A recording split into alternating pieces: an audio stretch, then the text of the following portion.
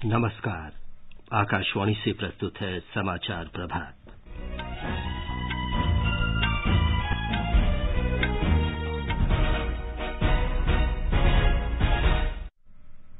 लोकसभा में राष्ट्रपति के अभिभाषण पर धन्यवाद प्रस्ताव पर आज चर्चा फिर शुरू होगी। रक्षा मंत्री राजनाथ सिंह ने कहा, भारत रक्षा साजो सामान के लिए अन्य देशों पर निर्भर नहीं रह सकता। अंडमान और निकोबार द्वीप समूह कोविड से मुक्त होने वाला पहला केंद्र शासित प्रदेश। केंद्रीय माध्यमिक शिक्षा बोर्ड ने 10वीं और 12वीं की परीक्षाओं की तिथि जारी की। एशिया का सबसे बड़ा एयरो शो आज से बेंगलुरु में, और आईसीसी ने ऋषभ पंत और 2 अन्य खिलाड़ियों को player of the month award के लिए चुना।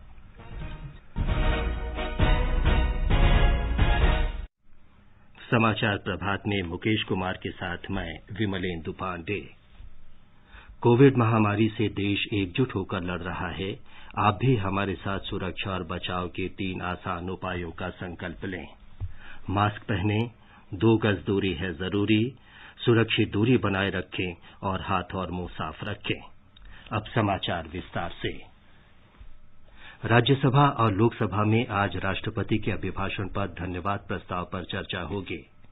दोनों सदनों में धन्यवाद प्रस्ताव पर चर्चा के दौरान किसानों के मौजूदा आंदोलन पर भी बहस हो सकती है। 3 नए कृषि कानूनों पर किसानों के आंदोलन पर बहस की विपक्षी दलों की मांग को लेकर हुए हंगामे के बाद कल दोनों सदनों की कार्यवाही बिना किसी खास कामकाज के स्थगित कर दी गई। कृषि मंत्री नरेंद्र सिंह तोमर ने लोकसभा को बताया कि सरकार कृषि सुधार के 3 नए कानूनों पर संसद के बाहर और भीतर चर्चा के लिए तैयार है। सरकार सदन के भीतर भी और सदन के बाहर भी हमेशा चर्चा के लिए तैयार रही है। आज भी प्रश्नकाल में बड़ी संख्या में प्रश्न कृषि और कृषि कल्याण से संबंधित थे। कोविड के संकट में अथक परिश्रम करके संसद का आयोजन किया जा रहा है। इसमें निश्चित रूप से सरकार का, गांव का, गरीब का, किसान का तमाम सारा कामकाज होना है। केंद्र सरकार ने कहा है कि कृषि कानूनों के खिलाफ आंदोलन के दौरान मृतक किसानों के परिवारों को किसी प्रकार का मुआवजा देने का प्रस्ताव नहीं है। कृषि मंत्री नरेंद्र सिंह तोमर ने कल लोकसभा में एक प्रश्न के लिखित उत्तर में ये जानकारी दी। कृषि कानूनों को रद्द करने के प्रश्न के उत्तर में उन्होंने कहा कि इन नए कानूनों के अमल पर उच्चतम न्यायालय की रोक जारी है। संसद के दोनों सदनों में कल 3 नए कृषि कानूनों को निरस्त करने की मांग को लेकर विपक्ष के विरोध और लगातार हंगामे के कारण सदन की कार्यवाही कल स्थगित कर दी गई।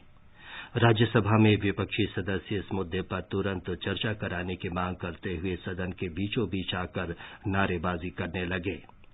विपक्ष के हंगामे पर सभापति एम वेंकैया नायडू ने इस मुद्दे पर सदन में आज चर्चा कराने का आश्वासन दिया।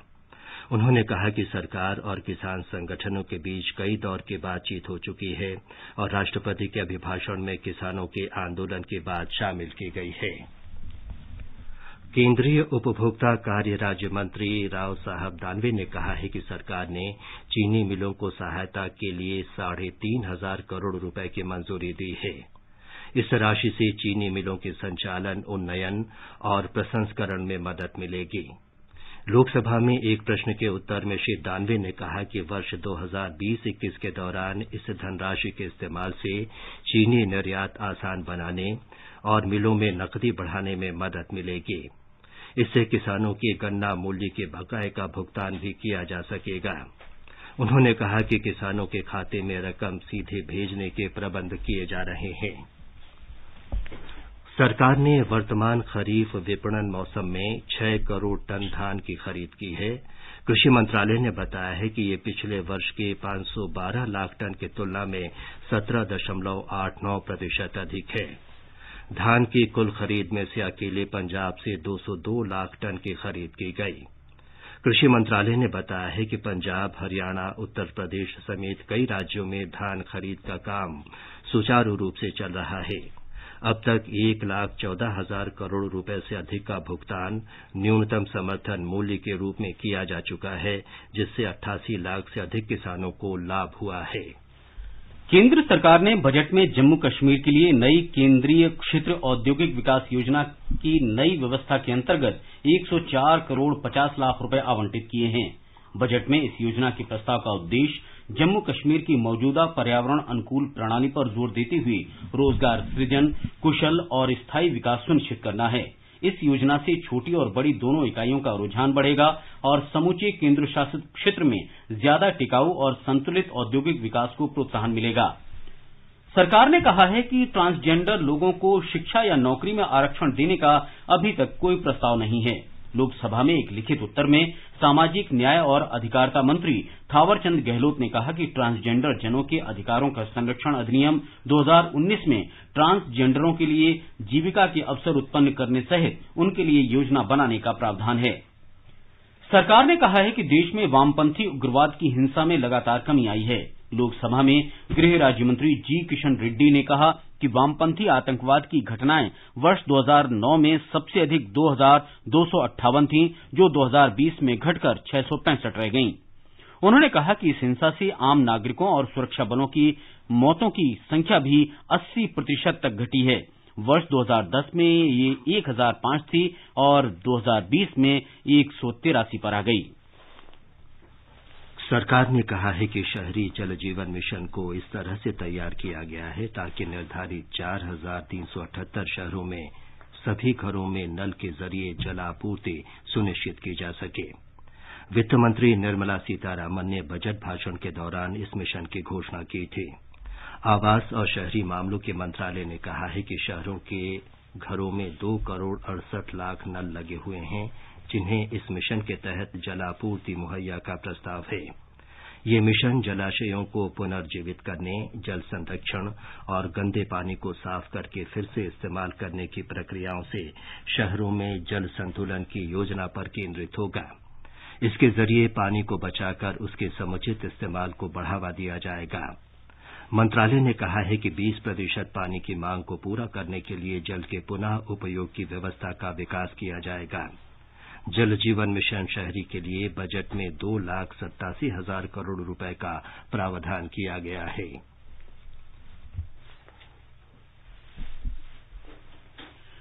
रक्षा मंत्री राजनाथ सिंह ने आत्मनिर्भर भारत कार्यक्रम के अंतर्गत रक्षा उपकरणों के उत्पादन पर जोर दिया है। उन्होंने कहा कि भारत देश की रक्षा के लिए अन्य देशों पर निर्भर नहीं रह सकता। वे बेंगलुरु में हिंदुस्तान एरोनॉटिक्स लिमिटेड के हल्के लड़ाकू विमानों की उत्पादन इकाई का उद्घाटन करने के बाद कार्यक्रम को संबोधित कर रहे थे। रक्षा मंत्री ने कहा कि प्रधानमंत्री नरेंद्र मोदी की अध्यक्षता में सुरक्षा के संबद्ध मंत्रिमंडलीय समिति की 13 जनवरी 2021 को हुई बैठक में हिंदुस्तान एरोनॉटिक्स लिमिटेड से 73 तेजस MK1 और 10 तेजस MK1 प्रशिक्षण विमान खरीदने के लिए 48,000 करोड़ रुपए के समझौते को मंजूरी दी गई है। जल्दी से जल्दी और भी नए ऑर्डर्स EHL को मिलें, ये हम लोगों की कोशिश होगी। कोविड की इतनी महामारी के बावजूद 48,000 करोड़ का ऑर्डर आर्म्ड फोर्सेस की तरफ से आपको ये मिल गया है और मैं कह सकता हूं कि इंडिजिनस डिफेंस प्रोक्योरमेंट के इतिहास में यह सबसे बड़ा प्रोक्योरमेंट है। यदि मैं इसे कहूं कि यह हिस्टोरिकल डील है तो यह कहना भी एग्जेगरेशन नहीं होगा। हिस्टोरिकल डील है जो इंडियन एरोस्पेस सेक्टर को एक नई हाइट देगी, यह भी हमारा विश्वास है। रक्षा मंत्री ने कहा कि HAL को दिए गए ऑर्डर से देश में 5,000 प्रत्यक्ष रोजगार और 25,000 अन्य नौकरियों का सृजन होगा। एम्प्लॉयमेंट के डायरेक्टली और इनडायरेक्टली अपॉर्चुनिटीज इससे जनरेट होंगी, ये बट नेचुरल है। बहुत सारे लोगों को काम मिलेगा, ऐसा मेरा विश्वास है। और मेरी जानकारी में यह भी आया है कि आप सबने सिस्टम इंटीग्रेटेड मॉडल को जो अपनाया है उसके तहत 650 डिजाइन और प्रोडक्शन एजेंसीज भी आपके साथ जुड़ रही हैं। भारत दुनिया का अकेला देश है जिसने दुनिया के सारे देशों को पीछे छोड़कर आगे बढ़ रहा है और उसकी प्रोजेक्टेड ग्रोथ डबल डिजिट में है। देशव्यापी कोविड टीकाकरण का कार्यक्रम का कल 18वां दिन था। ये कार्यक्रम 16 जनवरी से शुरू हुआ था। स्वास्थ्य मंत्रालय ने कहा है कि 3,785 केंद्रों के माध्यम से कल 1,70,385 लोगों का टीकाकरण किया गया। मंत्रालय ने यह भी कहा है कि 41 लाख से अधिक स्वास्थ्य कर्मियों को कोविड टीका लगाया गया है। ये टीकाकरण 76,516 केंद्रों के माध्यम से 41,20,741 लाभार्थियों तक पहुंचाया गया। मंत्रालय ने यह भी कहा है कि 2 राज्य गुजरात और पश्चिम बंगाल में स्वास्थ्य कर्मियों के टीकाकरण की शुरूआत की गई और 19,902 स्वास्थ्य कर्मियों को टीका लगाया गया। केंद्र ने कोविड प्रबंध में सहयोग के लिए 2 उच्च स्तरीय दल केरल और महाराष्ट्र भेजने का फैसला किया है। स्वास्थ्य मंत्रालय ने कहा है कि देश के लगभग 70% कोरोना संक्रमण के मामले इन दोनों राज्यों में हैं। ये दल राज्य के स्वास्थ्य विभागों के साथ मिलकर काम करेंगे और दोनों राज्यों में कोविड के मामलों को नियंत्रित करने के लिए आवश्यक उपायों की सिफारिश करेंगे। बिहार में अब तक 2,21,523 लोगों का कोविड टीकाकरण किया जा चुका है। कल 37,139 लोगों को टीका लगाया गया। टीके के दुष्प्रभाव की कोई खबर नहीं है। राज्य के स्वास्थ्य मंत्री मंगल पांडेय ने कहा कि 10 फरवरी तक टीकाकरण के पहले चरण को पूरा करने का लक्ष्य रखा गया है। इस बीच बिहार में कोविड से स्वस्थ होने की दर सुधरकर 99% हो गई है। गुजरात में कल 40,550 अग्रिम पंक्ति के कोरोना योद्धाओं को कोविड का टीका लगाया गया। राज्य के स्वास्थ्य विभाग के अनुसार अब तक 3,92,454 लोगों का टीकाकरण किया जा चुका है। ब्यौरा हमारे संवाददाता से। गुजरात में टीकाकरण अभियान राज्य के 684 टीकाकरण केंद्रों पर चलाया गया। राज्य में टीके लगाने से गंभीर दुष्प्रभाव के अब तक एक भी मामला सामने नहीं आया है। इस बीच राज्य में अब तक कुल 2,54,531 मरीज कोविड-19 से ठीक हो चुके हैं। राज्य में मरीजों के ठीक होने की दर अब 97.10% पर पहुंच चुकी है। पिछले 24 घंटों में राज्य में संक्रमण के 285 नए मामले दर्ज हुए। सबसे अधिक 86 नए मामले वडोदरा में दर्ज हुए, जबकि अहमदाबाद में 61 मामले सामने आए। राज्य में सक्रिय मामलों की संख्या अब 3,203 हो गई है, जिसमें से 29 मरीजों को वेंटिलेटर पर रखा गया है। योगेश पंड्या, आकाशवाणी समाचार, अहमदाबाद। ओडिशा में अग्रिम पंक्ति के कर्मियों के लिए कोरोना टीकाकरण इस महीने की 6 तारीख से शुरू होगा। राज्य के स्वास्थ्य विभाग ने सभी जिलों के प्रशासन और निगम आयुक्तों को इस सिलसिले में आवश्यक प्रबंध का निर्देश दिया है। राज्य में स्वास्थ्य कर्मियों को टीके लगाए जाने का काम 16 जनवरी से शुरू हुआ था। इसके साथ ही अब वहां अग्रिम मोर्चे के कर्मियों को भी टीके लगाने की योजना बनाई जा रही है।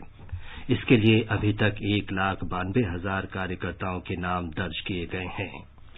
देश में कोविड से स्वस्थ होने की दर 97.05% हो गई है। 8,655 नए कोविड मरीजों की पुष्टि के साथ ही कोरोना से संक्रमित हुए लोगों की कुल संख्या 1,07,66,245 हो गई है। स्वास्थ्य मंत्रालय ने बताया कि अब तक 1,04,48,400 से अधिक लोग ठीक हो चुके हैं। इस संक्रमण से मरने वालों की संख्या 1,54,486 हो गई है। दिल्ली में कल कोविड-19 के 114 नए रोगियों की पुष्टि हुई। इसके साथ ही संक्रमित लोगों की संख्या बढ़कर 6,35,000 से अधिक हो गई है। इस समय राष्ट्रीय राजधानी क्षेत्र में 1,217 सक्रिय मामले हैं। दिल्ली के स्वास्थ्य मंत्री सत्येंद्र जैन ने बताया है कि दिल्ली में कोविड के सीरो सर्वेक्षण का 5वां दौर पूरा हो चुका है। इसकी रिपोर्ट से पता चलता है कि दिल्ली में 56.13% ऐसे लोग हैं जिनके शरीर में कोविड के खिलाफ एंटीबॉडीज मौजूद हैं।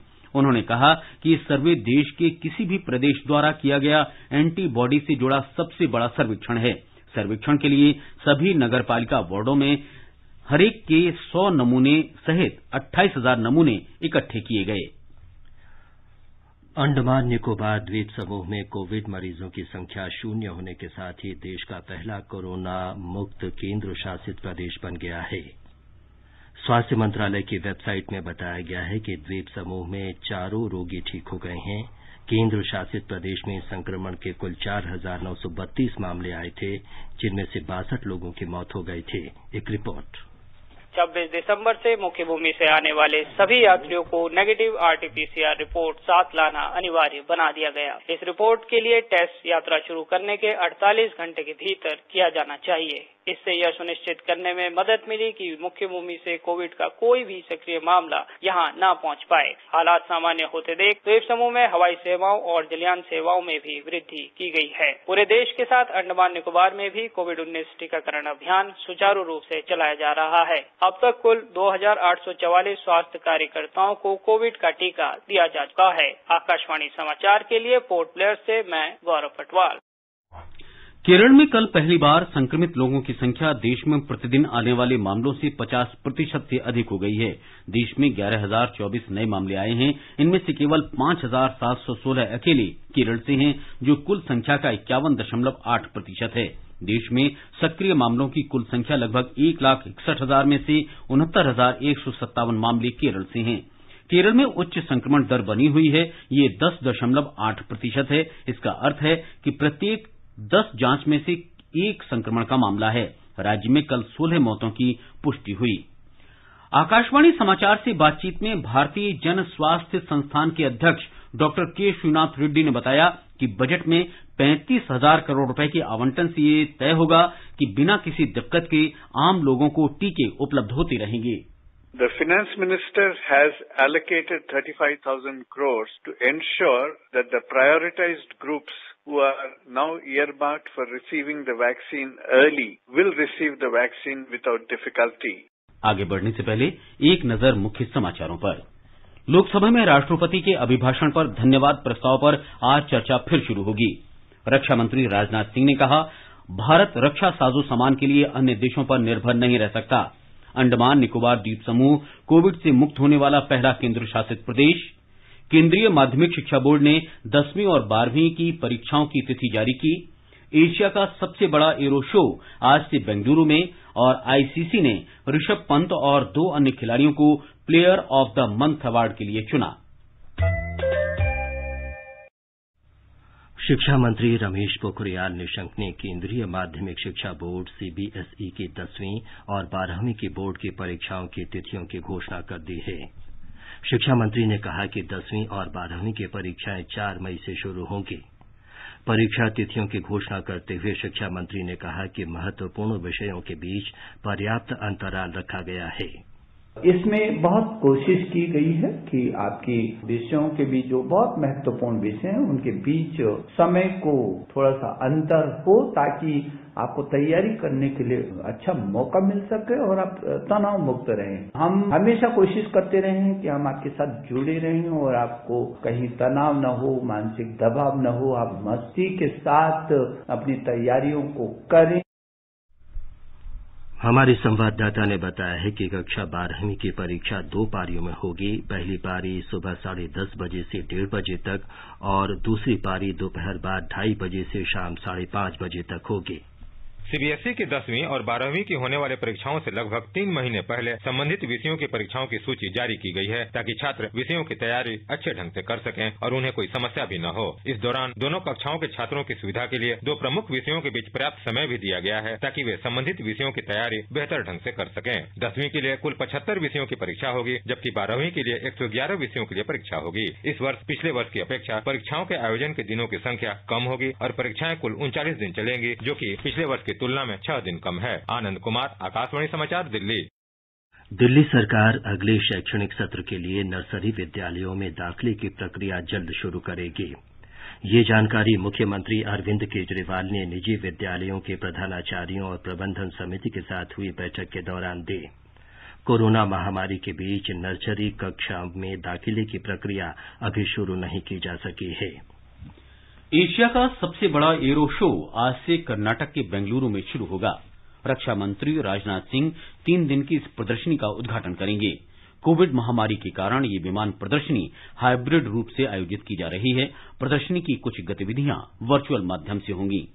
13वें एरो इंडिया शो में वर्चुअल और भौतिक रूप से भाग लेने का अवसर है। इस बार रक्षा क्षेत्र में भारत की उपलब्धियों को दर्शाया गया है। भारत में ही तैयार हुए विमान, रेडार, मिसाइल और अन्य रक्षा उपकरण को दर्शाया गया है। पहली बार एरो इंडिया शो में हिंद महासागर से लगे 27 देशों के रक्षा मंत्री चर्चा में भाग लेंगे। दूसरी ओर विभिन्न देशों के चीफ ऑफ एयर स्टाफ की मीटिंग भी होगी। इन मीटिंग्स में युद्ध कौशल और आपसी सहयोग पर चर्चा होगी। कोविड की वजह से सभी सावधानी बरती गई है और आरटीपीसीआर नेगेटिव रिपोर्ट लेना जरूरी है। सुधींद्र, आकाशवाणी समाचार, बेंगलुरु। उत्तर प्रदेश में ऐतिहासिक चौरी चौरा घटना के 100 वर्ष पूरे होने के सिलसिले में कार्यक्रमों का आयोजन की तैयारी जोरों पर है। प्रधानमंत्री नरेंद्र मोदी कल वीडियो कॉन्फ्रेंस के माध्यम से साल भर चलने वाले इन कार्यक्रमों का उद्घाटन करेंगे। श्री मोदी चौरी चौरा घटना को समर्पित एक डाक टिकट भी जारी करेंगे। उत्तर प्रदेश के मुख्यमंत्री योगी आदित्यनाथ भी इस अवसर पर मौजूद रहेंगे। ब्यौरा हमारी संवाददाता से। चौरी चौरा शताब्दी समारोह के आयोजन कल से शुरू हो जाएंगे। राज्य के सभी जनपदों में शहीद स्मारकों पर विशेष कार्यक्रमों का आयोजन किया जाएगा। स्कूली छात्र, एनएसएस, एनसीसी कैडेट, स्काउट और गाइड महान स्वतंत्रता सेनानियों के अदम्य साहस और योगदान का संदेश देने वाले बैनर और पोस्टर के साथ प्रभात फेरियां निकालेंगे। पुलिस बैंड द्वारा शहीद स्मारकों, शैक्षणिक संस्थाओं और अन्य स्थानों पर राष्ट्रधुन बजाई जाएगी। प्रदेश भर में कल सुबह 10 बजे छात्र, कलाकार और अन्य लोग संवेद स्वर में वंदे मातरम का गायन करेंगे। राज्य में आज से विशेष स्वच्छता अभियान भी शुरू किया जाएगा। आकाशवाणी समाचार के लिए गोरखपुर से आदित्य शुक्ला। केंद्रीय वित्त मंत्री निर्मला सीतारामन ने हाल ही में ई बजट प्रस्तुत किया था। इससे प्रेरित होकर उत्तर प्रदेश सरकार भी कागज रहित बजट पेश करने की तैयारियां कर रही है। राज्य सरकार इस महीने के तीसरे सप्ताह में बजट पेश करेगी। एक रिपोर्ट। इस महीने की 18 तारीख से शुरू हो रहे राज्य विधानमंडल के बजट सत्र से पहले हर सदस्य को टैबलेट दिए जाएंगे। इस प्रशिक्षण सत्र में भाग लेने वाले सभी अधिकारियों और मंत्रियों को अपने लैपटॉप और टैबलेट को साथ लाना होगा। ई कैबिनेट प्रशिक्षण सत्र में सभी प्रतिभागियों को मिनिमम गवर्नमेंट, मैक्सिमम गवर्नेंस विषय पर मुख्यमंत्री योगी आदित्यनाथ की अध्यक्षता में आयोजित एक बैठक में पेपरलेस बजट को पेश करने का फैसला किया गया। केंद्र सरकार के बाद देश में ऐसा करने वाला उत्तर प्रदेश पहला राज्य होगा। सुशील चंद्र तिवारी, आकाशवाणी समाचार, लखनऊ। देश के सबसे धनी नगर निकाय बृहन मुंबई नगर निगम का बजट आज पेश किया जाएगा। लोगों को बजट से काफी उम्मीदें हैं। कोविड महामारी के कारण मुंबई में शहरी मूलभूत सुविधाओं का बड़ा बोझ है। निगम आयुक्त इकबाल सिंह चहल आज बजट प्रस्तुत करेंगे। माना जा रहा है कि बजट में स्वास्थ्य सुविधाओं के विस्तार पर खास ध्यान दिया जाएगा। मणिपुर विधानसभा का बजट सत्र आज से शुरू हो रहा है। यह 13 दिन तक चलेगा। राज्यपाल आज विधानसभा को संबोधित करेंगे। 5 फरवरी को उप मुख्यमंत्री और वित्त मंत्री वाई जयकुमार बजट को सदन पटल पर रखेंगे। इस दौरान विधानसभा के सुचारू संचालन के लिए पर्याप्त सुरक्षा प्रबंध किए गए हैं। महाराष्ट्र सरकार ने बौद्धिक संपत्ति अधिकार और गुणवत्ता जांच प्रमाण पत्र के पंजीकरण के स्टार्टअप के आर्थिक मदद देने का निर्णय किया है। हमारे संवाददाता ने बताया है कि इससे रोजगार सृजन और आत्मनिर्भर भारत अभियान को आगे ले जाने में मदद मिलेगी। नवोद्यमियों को बढ़ावा देने के लिए महाराष्ट्र सरकार द्वारा विभिन्न कदम उठाए जा रहे हैं। पिछले हफ्ते मुंबई की एसएनडीटी महिला विश्वविद्यालय को महिला नव उद्यमियों के लिए विशेष इंक्यूबेशन सेंटर का दर्जा दिया गया। हाल ही में नीति आयोग द्वारा जारी द्वितीय इनोवेशन इंडेक्स में महाराष्ट्र दूसरे स्थान पर था। मुख्यमंत्री उद्धव ठाकरे ने कल स्टार्टअप के लिए वित्तीय सहायता की नई योजना लॉन्च की, जिसके तहत पेटेंट पंजीकरण तथा उत्पाद गुणवत्ता परीक्षण प्रमाण पत्र हेतु आने वाले खर्च का 80% तक भुगतान किया जाएगा। इसके अंतर्गत अंतर्राष्ट्रीय स्तर पर पेटेंट पंजीकरण हेतु 10 लाख रुपए तक की राशि दी जाएगी तथा गुणवत्ता पंजीकरण प्रमाण पत्र हेतु अधिकतम 2 लाख रुपए दिए जाएंगे। महाराष्ट्र स्टेट इनोवेशन सोसाइटी को इसके लिए नोडल एजेंसी नामित किया गया है। शुरुआती हिस्से में लगभग 125 से 150 स्टार्टअप को इसका लाभ मिलने की संभावना है। जीवन भावसार, आकाशवाणी समाचार, मुंबई। भारत के विकेटकीपर और बल्लेबाज ऋषभ पंत को अंतर्राष्ट्रीय क्रिकेट परिषद के प्लेयर ऑफ द मंथ पुरस्कार के लिए नामांकित किया गया है। इंग्लैंड के कप्तान जो रूट और आयरलैंड के पॉल स्टर्लिंग को भी इस पुरस्कार के लिए नामांकित किया गया है। ऋषभ पंत ने ऑस्ट्रेलिया के खिलाफ 2 टेस्ट मैच खेले हैं। सिडनी टेस्ट में उन्होंने 97 रन बनाए थे, जिससे भारत मैच को ड्रॉ कराने में सफल रहा। इसके अलावा ब्रिस्बेन टेस्ट में नाबाद 89 रन की पारी खेलकर उन्होंने भारत को श्रृंखला जीतने में ऐतिहासिक जीत दिलाई थी। और एक नजर आज के मौसम के पूर्वानुमान पर। राष्ट्रीय राजधानी दिल्ली में आज सुबह हल्का कोहरा छाया रहा। दिन का तापमान 9 और 28 डिग्री सेल्सियस के बीच रहने की संभावना है। मुंबई में न्यूनतम तापमान 21 डिग्री जबकि अधिकतम 35 डिग्री सेल्सियस रहने की संभावना है। चेन्नई में आंशिक रूप से बादल छा सकते हैं। तापमान 23 और 31 डिग्री सेल्सियस के बीच रहेगा। कोलकाता में न्यूनतम तापमान 12 डिग्री सेल्सियस जबकि अधिकतम तापमान 26 डिग्री सेल्सियस तक रहने का अनुमान है। श्रीनगर में आंशिक रूप से बादल छाए रहेंगे। हल्की बारिश या आंधी तूफान या धूल भरी आंधी चलने की संभावना है। तापमान 0 से 2 डिग्री सेल्सियस नीचे और 3 डिग्री सेल्सियस के बीच रहेगा। जम्मू में न्यूनतम तापमान 8 डिग्री सेल्सियस और अधिकतम तापमान 15 डिग्री सेल्सियस तक रहने का अनुमान है। लेह में बादल छाए रहेंगे, न्यूनतम तापमान 0 से 12 डिग्री नीचे जबकि अधिकतम तापमान 2 डिग्री के आसपास रहेगा। गिलगित में आमतौर पर बादल छाए रहेंगे, तापमान 0 से 6 डिग्री नीचे और 12 डिग्री सेल्सियस के बीच रहने का अनुमान है। मुजफ्फराबाद में तापमान 3 और 15 डिग्री सेल्सियस के बीच रहेगा। शहर में बारिश या बर्फबारी हो सकती है। समाचार कक्ष से भवतारिणी। ये समाचार हमारी वेबसाइट newsonair.com/hindi पर भी उपलब्ध हैं। मुकेश, अब बताएं कि आज के समाचार पत्रों में क्या विशेष है। जी विमलिंदु, कोविड टीकाकरण अभियान की खबर अखबारों के मुख्य पृष्ठ पर है। दैनिक भास्कर की सुर्खी है, मध्य प्रदेश टॉप, दिल्ली सबसे पीछे। मध्य प्रदेश में 69% से अधिक स्वास्थ्य कर्मियों को लगे टीके। दिल्ली में यह आंकड़ा अभी 20% भी नहीं पहुंचा। सबसे ज्यादा मरीज वाले महाराष्ट्र में 1/3 स्वास्थ्य कर्मियों को लगे टीके। अमर उजाला का कहना है, कोरोना का टीका लोगों को मुफ्त देने का फैसला राज्य सरकारों पर। 2 राज्य कर चुके हैं ऐलान। दैनिक जागरण लिखता है, चालू वित्त वर्ष में टीकाकरण की लागत का 82% पीएम केयर्स फंड से। सुखद शीर्षक से हिंदुस्तान की टिप्पणी है, कोरोना मरीज सिर्फ 1.5 लाख रह गए। 16 राज्यों और केंद्र शासित प्रदेशों में मंगलवार को कोरोना से किसी की मौत नहीं हुई। नवभारत टाइम्स की खबर है, केंद्रीय माध्यमिक शिक्षा बोर्ड सीबीएसई की परीक्षा की तारीख जारी। 10वीं और 12वीं की परीक्षा 4 मई से होंगी। बजट का विश्लेषण आज की अखबारों की सुर्खियां हैं। नवभारत टाइम्स ने वित्त सचिव अजय भूषण पांडे के हवाले से लिखा है, बजट को सिर्फ इनकम टैक्स के दायरे में समेटना ठीक नहीं। नीति आयोग के उपाध्यक्ष राजीव कुमार का कहना है, विनिवेश के जरिए तय राशि से ज्यादा रकम जुटाई जा सकेगी। हिंदुस्तान की सुर्खी है, दिल्ली में इजरायली दूतावास के पास हुए विस्फोट की जांच राष्ट्रीय अन्वेषण अभिकरण एनआईए करेगा। राजस्थान पत्रिका उपलब्धि शीर्षक से लिखता है, आत्मनिर्भरता शब्द बना वर्ड ऑफ द ईयर। आत्मनिर्भरता को वर्ष 2020 का Oxford Hindi word of the year चुना गया। हिंदुस्तान की सुर्खी है, हाइब्रिड मिनी ग्रिड से जगमग हुई वैज्ञानिकों की कॉलोनी। सीएसआईआर की दुर्गापुर स्थित प्रयोगशाला ने दिखाई राह। लुधियाना में 30 घरों की कॉलोनी में 50 किलोवाट की सौर ऊर्जा और बायोडीजल से बिजली पैदा की जा रही है। बाहर से बिजली आपूर्ति बंद। विज्ञान जिंदाबाद शीर्षक से राजस्थान पत्रिका की सुर्खी है, बंदर के दिमाग में लगाई चिप, खेलने लगा वीडियो गेम। एलन मस्क की कंपनी न्यूरालिंक का जानवरों पर इंटरफेस टेस्टिंग जारी। अंत में मुख्य समाचार एक बार फिर। लोकसभा में राष्ट्रपति के अभिभाषण पर धन्यवाद प्रस्ताव पर आज चर्चा फिर शुरू होगी। रक्षा मंत्री राजनाथ सिंह ने कहा, भारत रक्षा साजो सामान के लिए अन्य देशों पर निर्भर नहीं रह सकता। अंडमान और निकोबार द्वीप समूह कोविड से मुक्त होने वाला पहला केंद्र शासित प्रदेश। केंद्रीय माध्यमिक शिक्षा बोर्ड ने 10वीं और 12वीं की परीक्षाओं की तिथि जारी की। एशिया का सबसे बड़ा एरो शो आज से बेंगलुरु में और आईसीसी ने ऋषभ पंत और 2 अन्य खिलाड़ियों को player of the month award के लिए चुना। इसके साथ ही समाचार प्रभात का ये अंक समाप्त हुआ। नमस्कार।